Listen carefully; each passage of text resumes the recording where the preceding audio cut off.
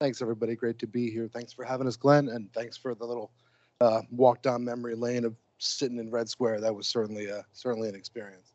There it is. A little bit on me. Glenn mentioned it. I spent 11 years with the government doing on-the-ground regulation of airport operators, air carriers, indirect air carriers, anybody that moves freight around the world. So the gentlemen from the government were here yesterday. They made some recommendations to inspectors like me to go out and how we could better, be more efficient working with industry and then make those connections and make that better, and then work towards regulating the industry in a way that didn't impede commerce, that didn't stop things from moving, but kept the law at the forefront, right? How are we doing things safely? How are we doing it properly? But how are we not going to impede the industry and stop things from moving the way that they need to? So took that back to now, where we're doing more global oversight, right, of e-commerce. And the main thing we're looking at right now is what we're going to focus on here for a couple of minutes, is cybercrime. Everybody here has customers in the EU, customers in Europe, customers in the US, right? We send things all over the world. We send material all over the world. We have data for people all over the world. Cybercrime is probably the #1 risk when it comes to small businesses. Also, large businesses obviously have a lot of exposure too. 1 in 5 e-commerce retailers will fall victim to a data-related breach this year. 60% of those, that breach will be fatal. 6 in 10 won't survive that breach, and they'll be forced to close their doors as a result. The average cost to bring your company back from a major data breach, larger companies is about $3.5 million. Smaller e-retailers, you're looking at about $1 million to get your company back up in operations and back running after a major data breach. 75% of small businesses state they don't have the personnel to address this. We don't have the resources. We don't have IT security. We don't have a CIO who's going to oversee our data protection operations. About half think that they're so small that they're not a target. We don't have to worry about these kinds of things in cybersecurity. We don't have enough data that anybody would want. 85% don't even have funds set aside to deal with it should it happen.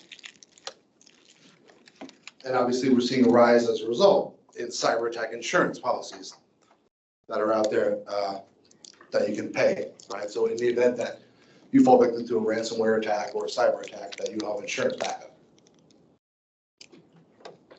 Before, we had 6 main pillars of e-commerce security, data security.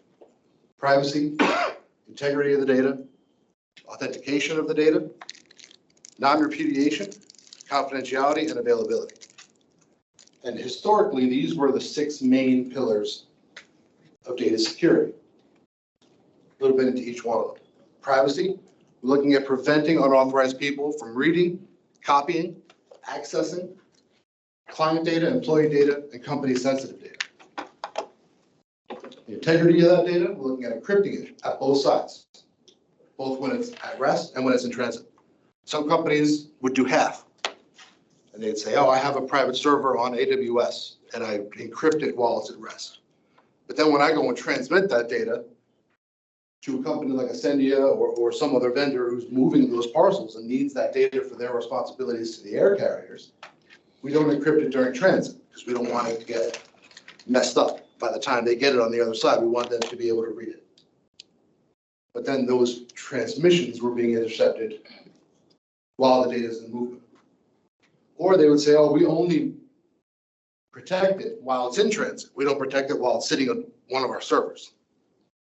And now it's just sitting there open for somebody to go in there and grab.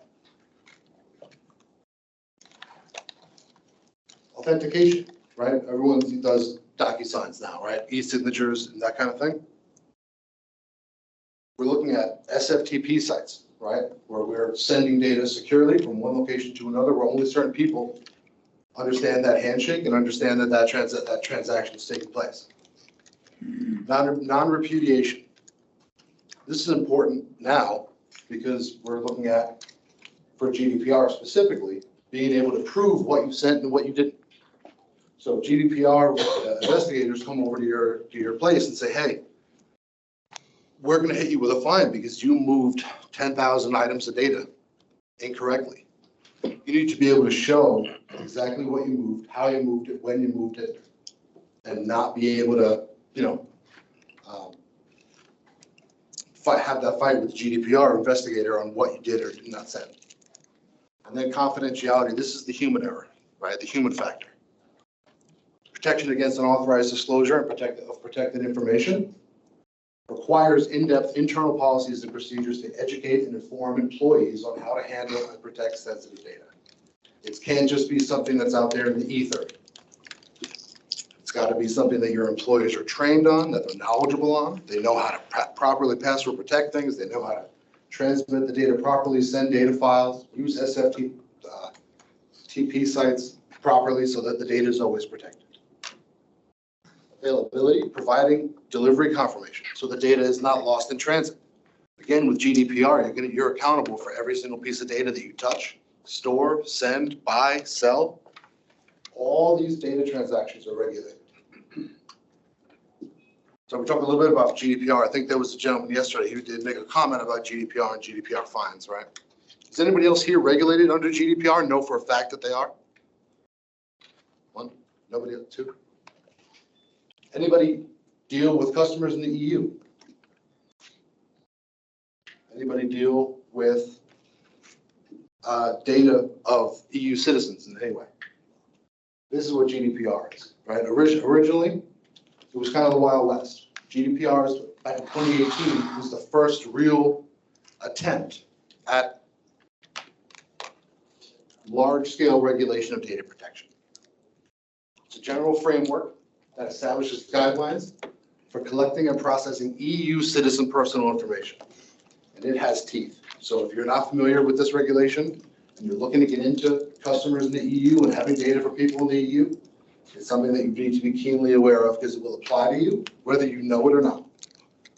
According to Article 28 of the GDPR, data protection agreement must be concluded when a company allows a service provider to process any personal data of its customers, users, or employees, if those people are citizens of the EU.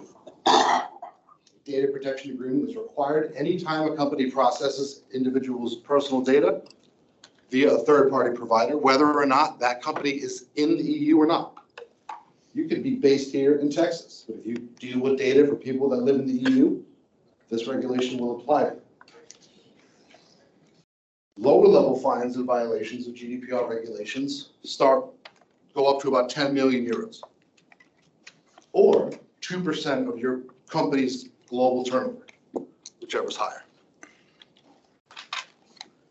Higher tier violations, intentional violation, you're looking at 4% of your company's global turnover, or 20 million, whichever's higher.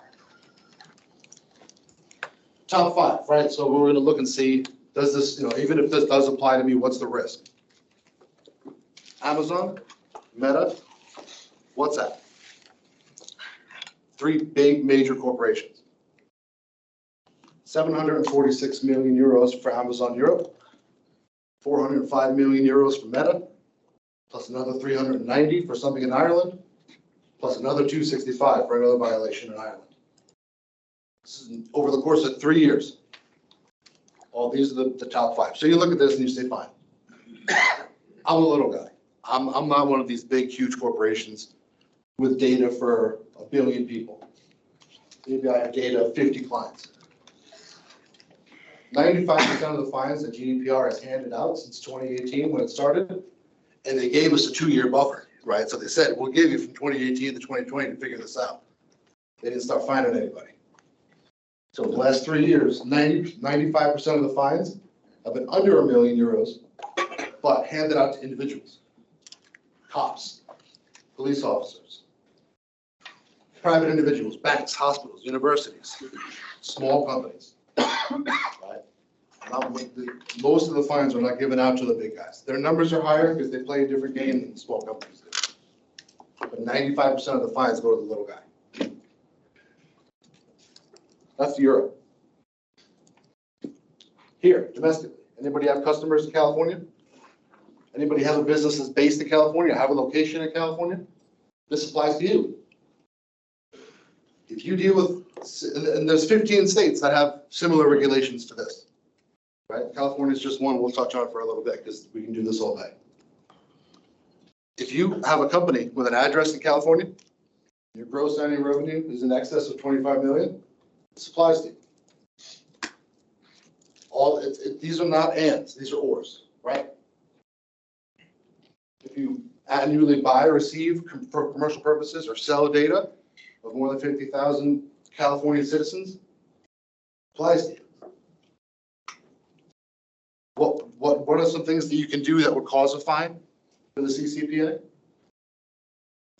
Failing to maintain a company policy on CCPA, failing to respond to a customer request, right? Individual consumers can reach out to you as a provider and say, I want you to forget my data. I want you to delete everything you have according to me. And if you don't do it in a timely manner, right, the regulation tells you how long you have to respond to these kinds of requests, you're in violation.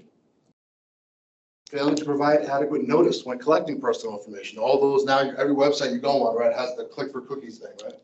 You got to give access. You have to give permission for them to track your information. That's because of regulations like these. That's why they started popping up on every website you go on. You're giving them permission to get your data, but you're also telling them that I have the right as a customer to be forgotten. If I call you up and I say, I want my data deleted, that company has a certain amount of time to comply with that request. If they're going to sell your data, they have to tell you that. And then there's obviously, they can't discriminate against you for putting your rights out there. CCPA fines. Maximum $7,500 for intentional violations of the CCPA. You have 30 days to respond, and this is by the violation basis. $7,500 per violation. If you have data for 50,000 people, 10,000 customers, it's 7,500 times the number of violations. Unintentional violations, anecdotal violations, what we call them, 2,500 per violation.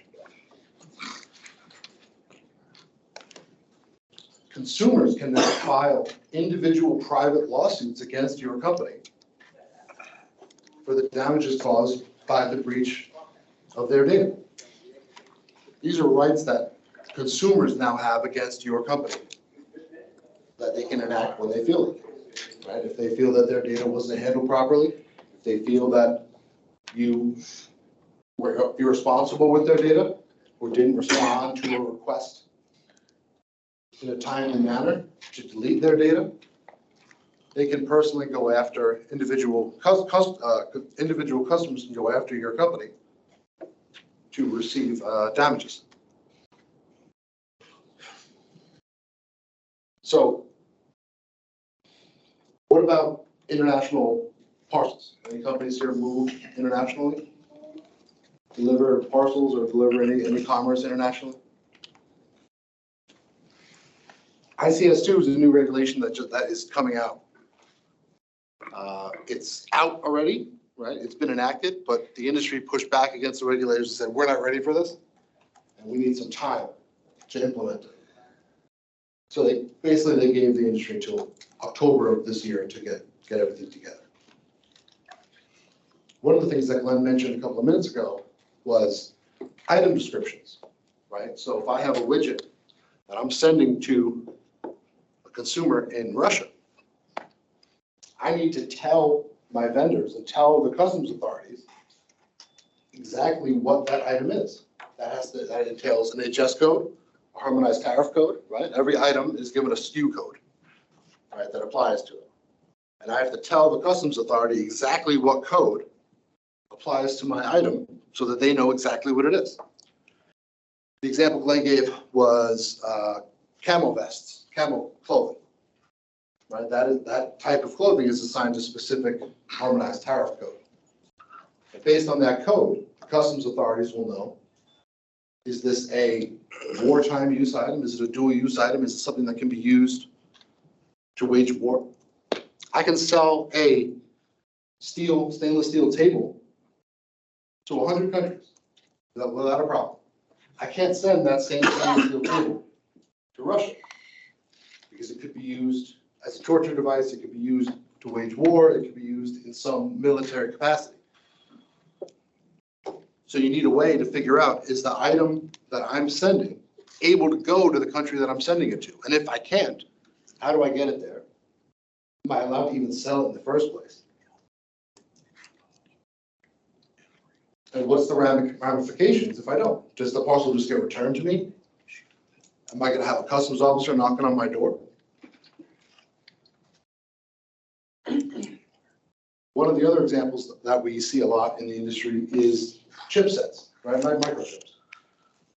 There are dishwashers that run on microchips, right? And that same microchip is the same microchip that the Russians use to run their tanks.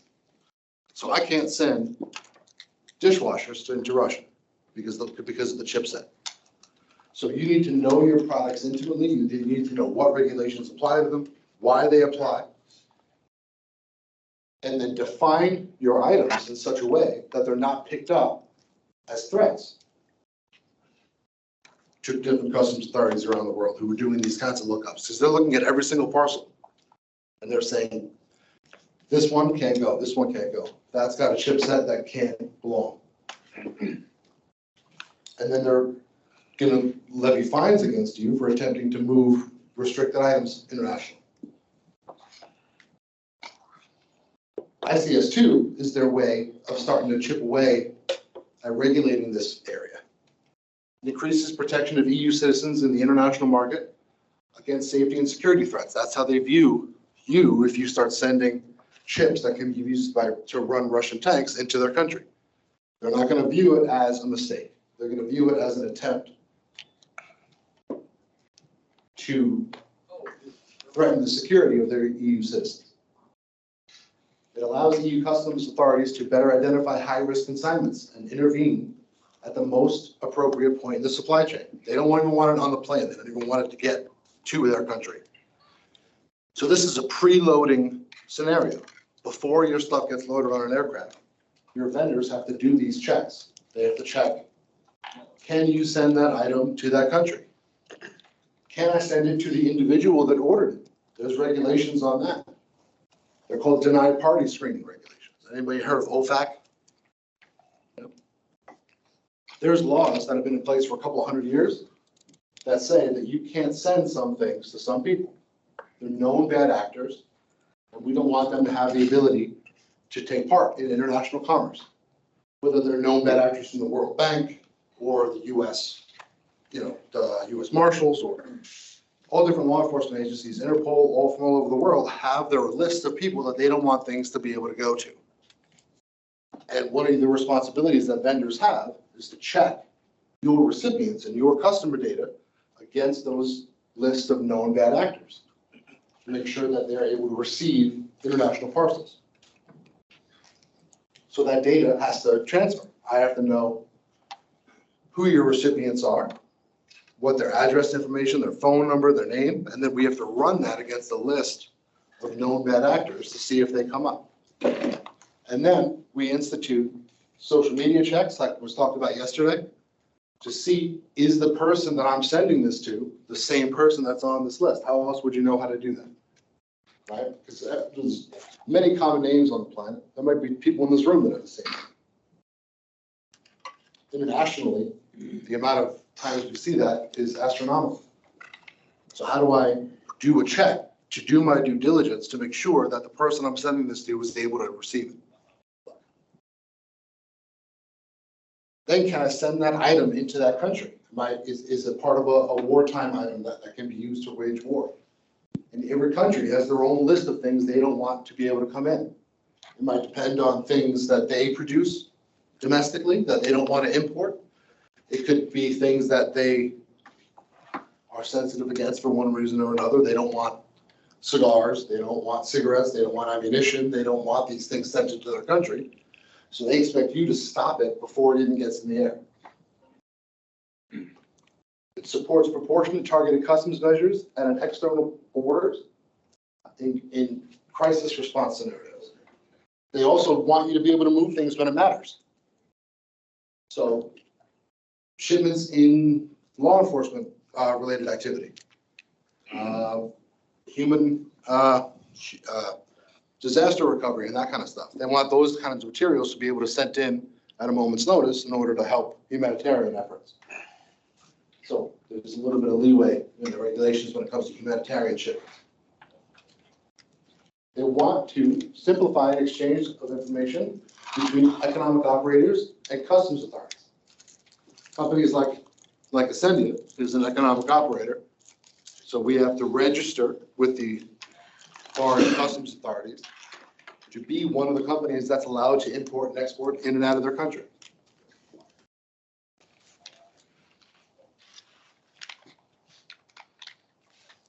Pre-arrival security safety program will support effective risk-based customs controls while facilitating the free flow of legitimate trade. But they want to be the ones who define what's legitimate trade and what's not. It represents the first line of defense in terms of protection of the EU internal market and EU customers. The new program will remodel the existing process in terms of IT, legal, customs risk management, and trade operational perspectives. The EU's Advanced Cargo Information System, ICS2, supports implementation of this new customs safety and security regulatory regime aimed to better protect single market EU citizens. They are not interested in what's best for your company. They are not interested in what's best for your bottom line. They are most interested in what's best for their citizens, making sure that their data is protected and making sure that their interests are protected. And what effect that has on you and your business is up to you. What's some issues if there's non-compliance with ICS2? Your material is not going to get to your recipients. Your orders are not going to get delivered. Shipments will be put on hold indefinitely. They'll be returned. Sometimes, maybe they'll get destroyed, depending on what it is. You're looking at fines and sanctions and disruption of your company's supply chain. Things stop, right? When you hit that regulatory wall, all of a sudden things are going to start not getting where they're supposed to go. So the other side of this equation, this discussion, is physical security, right? So the data security is one side, right? GDPR, CCPA, and like we said, there's 15 other states in the country here domestically that have similar regulations about the data that you hold for their citizens. So you might not be regulated by the CCPA, but there may be other states that you have customers in that you are regulated by. So if you have a compliance department, if you have a legal department, these are the kinds of things that you need to make sure that your company has an answer for. Make sure you have a policy in place for the data that you have. And one of the things that's most important in starting out on data is figuring out what you have. Most people don't even know what data they have. They collect this data from their website users. They collect data from recipients and customers and vendors. And if you don't know or have an idea of what data your company has, then you don't know how to protect it. You don't know what to protect. You don't know what you're sending to who. And these may be regulated transactions. And if you don't know what you're sending and when you're sending it, you're leaving yourself open for violations and fines and that kind of a thing. And these are not TSA, when I was doing regulation from their behalf, had a free strike and you're out type policy. Not here. This is a one strike and you're going to get a fine if it's bad enough. Right? So in terms of physical security, and on smaller businesses like this, right, and securing your supply chain, for small and mid-sized businesses, half have lost more than 50,000 in the last year due to shipping incidents, interruptions, forge piracy. It's funny when we see YouTube videos of people stealing stuff off forges and then getting sprayed because the guy put a stink bomb in it or something, right? 2 in 5 e-commerce merchants said that port piracy has increasingly affected their business since 2022. Damaging shipments. 36% of e-commerce customers have had items destroyed in transit. Losing shipments. Over half customers have experienced package or item loss during shipping and delivery processes over the last 2 holiday seasons. And that's your biggest time, right? That's your peak season. So if you're an e-retailer, over half the e-retailers are seeing things that are just disappearing during transit. Inventory delays. 28% of consumers were affected by late shipping, and 19% experienced unfulfilled orders due to inventory challenges. This is starting to come down because the effects of COVID are starting to go away a little bit in terms of the supply chain and its delays and things being unavailable. And then reverse logistics, right? Delays in claim resolution have resulted in business loss for merchants, according to this report. 2/3 of e-commerce retailers have had to cover costs of product replacement, reshipment, or refunds out of pocket. So you paid for your product, you paid to ship it to somebody, and now you got to pay to return it to yourself or have it destroyed or pay for a claim for the person that didn't get it. And it's just companies are just starting to bleed resources because their stuff's not getting where it's supposed to go. And they're needing to make customers whole for their payments, for the things that they ordered that they didn't receive. So physically, these are the types of audits like Lynn and I used to do when we go around the world.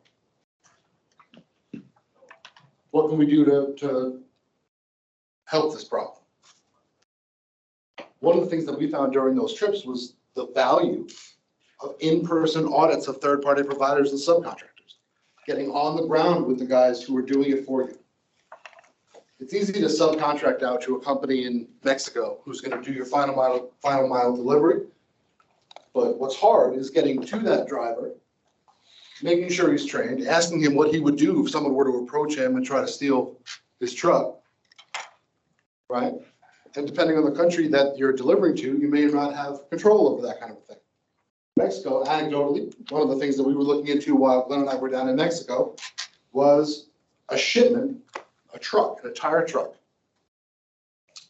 that was leaving the customs facility. And what we found out while we were there was that the customs guys knew what was in the truck, cleared it, went outside, took their uniforms off, got their guns, waited for the truck to go down the road, held it up, took it off, went back to work, put the uniform back on, and went back to work. So getting on the ground, doing those interviews, meeting those people, and figuring out how do we work together internationally to protect the things, to make sure that they're getting where they have to go. And then training your employees to deal with customer service requests, to deal with issues, and to deal with those people internationally who are doing the final mile delivery, and training them in what your expectations are and what you need from them in order to make sure that those transactions are taking place. Corporate level policies and procedures. Again, it's part of training. It's part of reducing the human error. You want to have policies and procedures in place that help your people answer questions when it comes to international delivery of your items. And then accountability is a big part. So we're doing those in-country, in-person audits, makes that driver now accountable to somebody. It's not just a theoretical contract for deliveries that every day I come into this office, I fill my truck up, I go out, I make my deliveries, and I come back. Now, there's actual direct accountability from that driver to a country and a company that he knows is going to come and audit him and make sure that he's following a certain set of policies and procedures.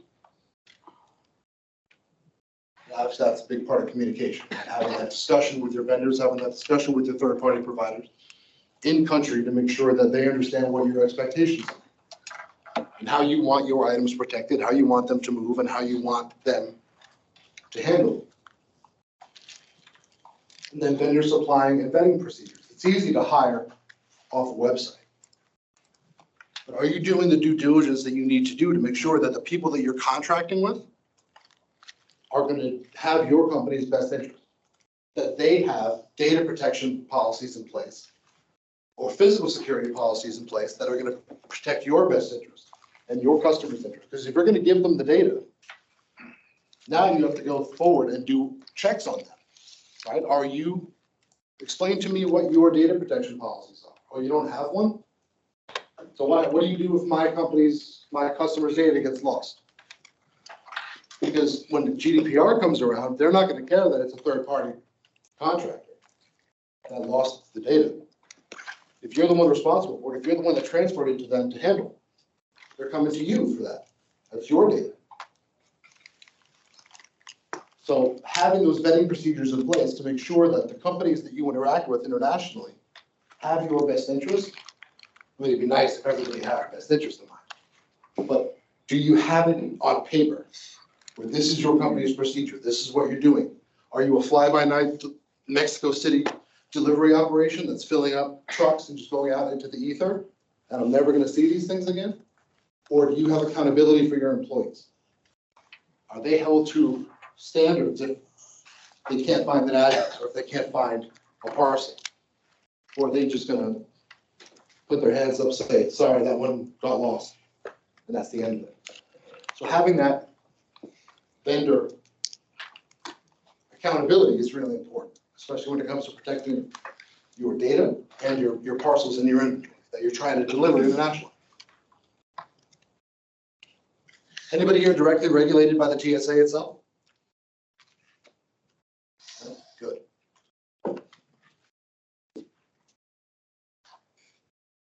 So physical security, data protection are the newest things that are coming out. Obviously, everyone in this room knows physical security probably better than I do. You know how to protect your facilities, you know how to protect your inventory, you know how to protect it when it's out on the road driving around the US, but do you know how to protect it when it's, excuse me, going internationally to another country, through a vendor, through a supplier, through a third-party provider, and they're subcontractors? Because the company that you're going to visit may not even be your supplier, it might be the supplier of your supplier who's doing it down line. Do you know those relationships? Do you know those players? Do you know those contracts? What are their SLAs? What are they responsible for? What are they doing for you on behalf of your vendor? So those kinds of conversations and relationships are vital to making sure that the supply chain is protected and that things are going to get where they got to go. They're going to get there safely, and the data behind it is going to be protected because everything runs on data, and none of those transactions can happen and those deliveries can happen without data.